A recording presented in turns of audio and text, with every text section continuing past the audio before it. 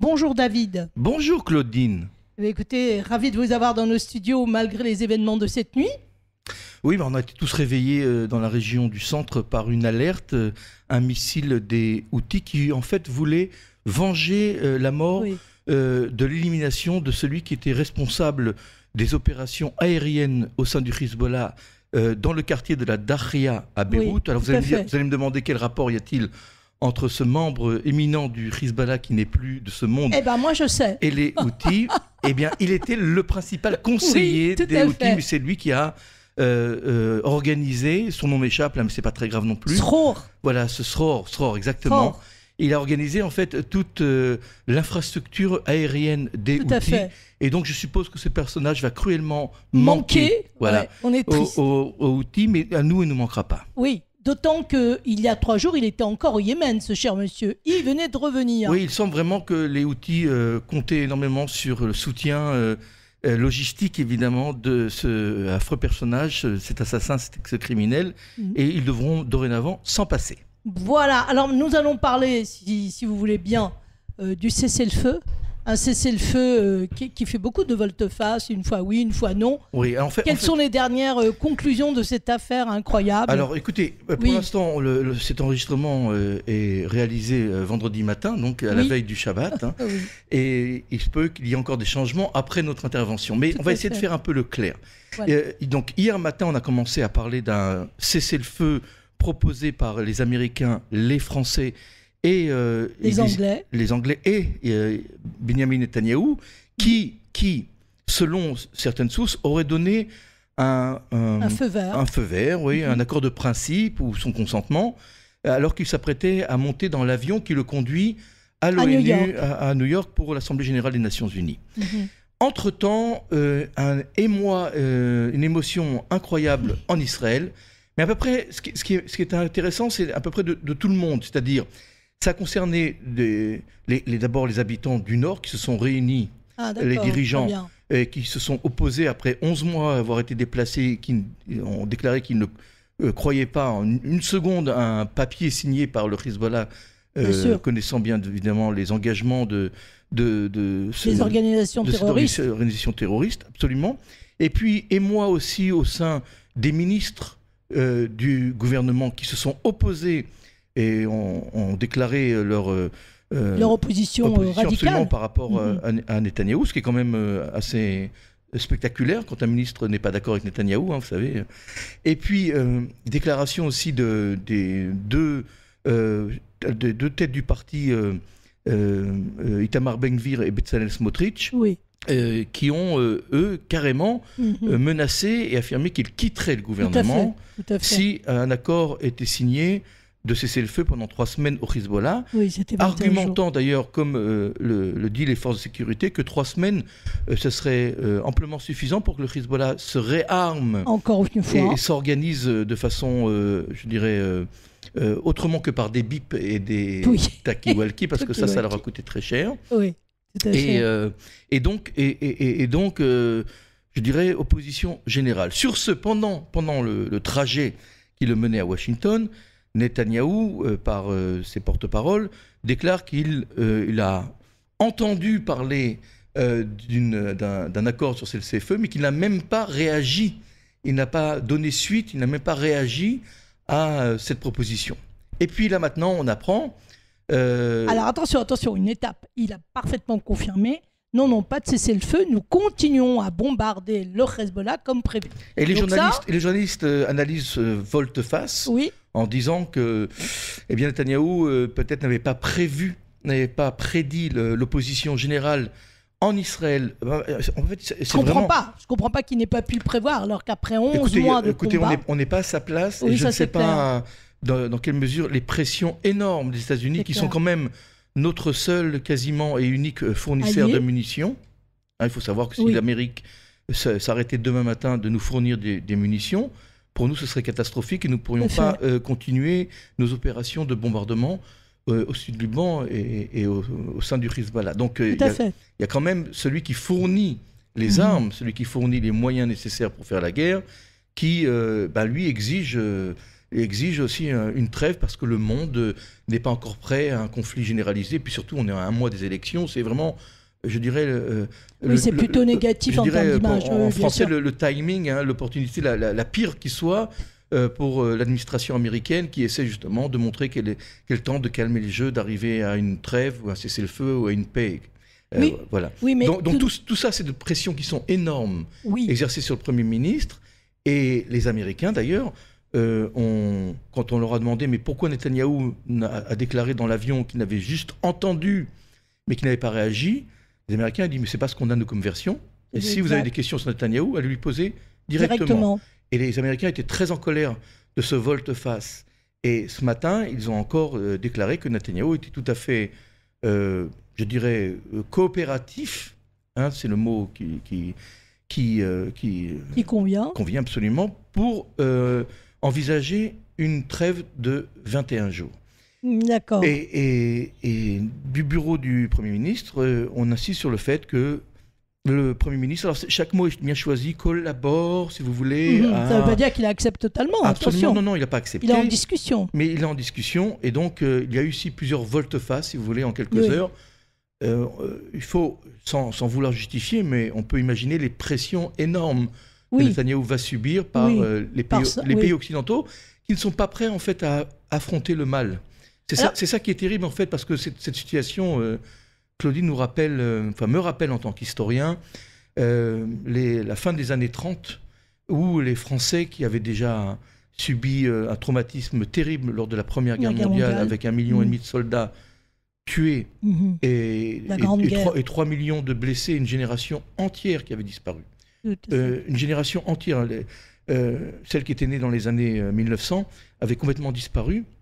Eh bien, les Français ne voulaient pas sortir en guerre. Ils n'avaient plus la force, si vous voulez, suite à ce traumatisme. Il y avait tout un mouvement pacifiste très important qui avait une influence considérable. Et on ne voulait pas faire la guerre. D'ailleurs, quand on l'a déclaré, la France a déclaré la guerre à l'Allemagne le 1er septembre 1939, il y a eu pendant presque 10 mois ce qu'on appelle la drôle de guerre, où personne n'a tiré un coup de feu. Oui, c'est ça, tout à fait. On ne voulait pas faire la guerre. Les Français n'avaient pas la force. Mais là, quel rapport avec... je sens que l'Occident, c'est la même chose. Quoi ça les concerne? L'Iran est aussi une menace, parce que l'Iran, c'est la Chine, la Russie, arrive. La Corée du Nord. Si vous voulez, c'est un axe... terrible, c'est un axe antidémocratique qui remet en cause toutes les valeurs de l'Occident, qui prêche une hégémonie islamique un peu dans le monde entier. Bon, ça, c'est pas pour les Russes, mais les Russes veulent refonder un empire. La Turquie, mettons aussi dans ce sac-là. Vous voyez, donc c'est beaucoup de pays qui sont des puissances. Je parle encore une fois de la Chine, de la Russie et de l'Iran, et qui veulent en fait saper toutes les valeurs et je dirais toutes les réussites et les résultats du monde démocratique. Donc ils mettent en danger la démocratie, l'Occident et les valeurs qu'il représente. Et pour l'instant, c'est nous qui menons la guerre. C'est nous qui faisons ce qu'on appelle le sale travail. Le sale travail, c'est nous. Mais on ne leur demande pas non plus de s'impliquer, on ne leur demande pas de venir sur le champ de bataille, juste au moins de nous soutenir. Même psychologiquement, parce que le seul qui nous soutient vraiment en armement et financièrement, parce que les armes, c'est financier, c'est l'Amérique. Bien sûr. Donc, on demande juste aux autres d'essayer de comprendre que le combat contre le Hezbollah. Le Hezbollah n'est pas une organisation ouverte, libérale, démocratique. Non, absolument pas. C'est une organisation terroriste, il faut appeler un chat un chat. Alors, je tiens à revenir tout de même sur juste une petite information qui a évidemment parcouru comme une onde électrique, c'est que cela fait 11 mois que le Nord, les résidents ont été évacués, le Nord d'Israël, sont attaqués régulièrement, au quotidien, par le Hezbollah. Aucune organisation ou même pays occidental a dit « Oui, alors le Hezbollah, ce serait bien de faire une trêve ». Personne n'a élevé la voix. Tout à coup, Israël, mi-septembre, attaque d'une façon déterminée le Hezbollah.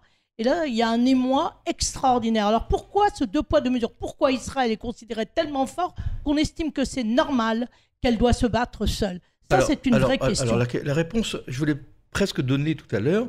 L'Occident ne veut pas affronter, il ne veut pas se retrouver dans une position de guerre. Elle a perdu son énergie, sa vitalité. Elle refuse de s'engager dans un conflit qui serait presque un conflit mondial.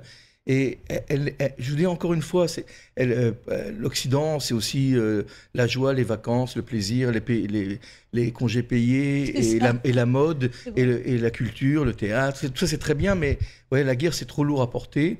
Je vous signale qu'il n'y a plus d'armées en France, hein, il n'y a plus beaucoup d'armées dans les pays occidentaux. Je vous rappelle quand même que l'Ukraine, qui fait partie de l'Europe, reçoit un soutien très très léger en armement, je parle de l'Europe, qui n'a même plus de stock pour ses propres munitions. C'est une désorganisation totale. L'Europe n'est pas du tout prête, ni psychologiquement, ni dans sa conscience, à commencer à une guerre. Parce qu'elle a vécu 70 ans de paix relative après la Seconde Guerre mondiale, et qu'elle ne veut pas se réveiller dans une réalité qui l'effraie, en fait. C'est une réalité, comme vous dites. C'est une réalité qui l'effraie. Et s'il n'y avait pas l'Amérique, en ce qui concerne l'Ukraine, aujourd'hui, pour fournir les armes et la stratégie militaire, eh bien, l'Ukraine serait peut-être déjà russe, là où, au moment où nous parlons. Voilà, donc voilà pour répondre à votre question. Et ce qui est complètement insensé dans toutes ces tractations, oui ou non pour une trêve ou un cessez-le-feu pour 21 jours, c'est que le Hezbollah ne s'est pas exprimé. Mais on est bien d'accord. Et personne ne s'est exprimé au Hezbollah pour lui demander envers Alors, qu'en pensez-vous? Qu'en pensez-vous? Il n'y a que sur Israël qu'on fait pression, c'est absolument incroyable. Et c'est toujours pareil. C'est fou. Mais le Hezbollah, lui, c'est comme s'il n'était pas concerné par la question. Voilà, on n'a pas entendu Nasrallah. Vous avez remarqué que Nasrallah... Oui, Nasrallah est dans un silence radio pour l'instant. Silence, je dirais, éloquent. Oui. Je pense qu'il est encore peut-être sous le choc des récentes opérations, et il comprend que lui-même n'est plus protégé. Si vous voulez, n'est plus... Non, d'autant que Netanyahou a dit de façon assez subtile qu'il n'est pas exclu. On élimine Nasrallah. Voilà, de façon tout à fait claire. Oui. Et par le ministre aussi de la Défense, il me semble que Nasrallah serait aussi une cible potentielle. Oui, et ce serait bien que ces menaces soient enfin exécutées. Bien. Et je vous signale aussi que nous avons toujours un silence radio de la part de Sinoir.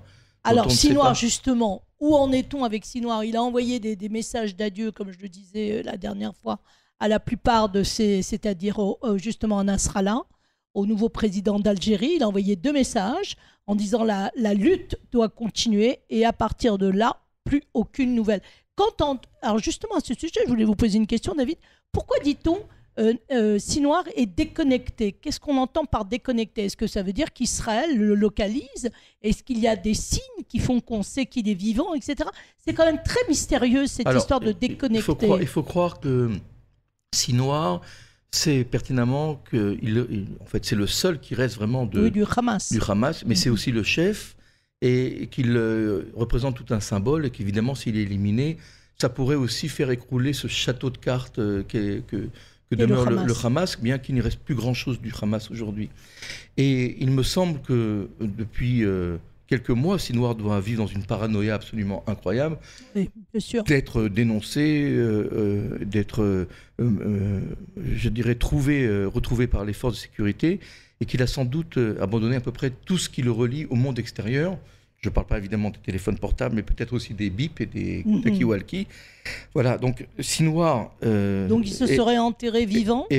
Non, il est probablement vivant, mais complètement déconnecté de tout ustensile qui le relie au monde, et doit se cacher quelque part, déguisé ou pas, dans un tunnel ou pas, mais de façon tout à fait anonyme, parce qu'il sait qu'il est une des cibles les plus recherchées par l'armée israélienne sur le terrain.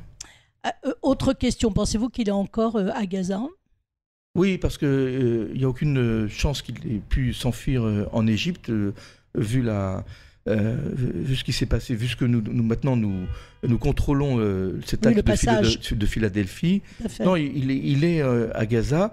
D'ailleurs, l'armée israélienne a transféré, il n'y a pas longtemps, des dizaines de cadavres de terroristes pour demander à l'Institut pathologique Abou Kabir de savoir si parmi ces cadavres il n'y avait pas Sinoir. Donc il y avait même un doute au sein de l'armée, au sein de l'enseignement, s'il était encore vivant. Alors on ne sait pas, je ne vais pas vous dire oui ou non, parce que ce serait vous mentir, mais il est probablement vivant, mais totalement, si vous voulez, isolé, et surtout coupé de tout ustensile qui le relie au monde. C'est-à-dire que nous sommes, je pense, avec nos téléphones portables, bien plus reliés au monde que Yahya Sinoir ne l'est aujourd'hui. Eh bien, écoutez, cher David, merci beaucoup d'être intervenu si rapidement ce matin. Et je vous dis à très vite avec de bonnes nouvelles, on l'espère. Merci beaucoup et je vous souhaite un très bon Shabbat Shalom et j'espère que nous aurons d'ici l'année prochaine, la nouvelle année, l'occasion de nous retrouver sur ces antennes. Merci et Shalom. Merci beaucoup. Au revoir.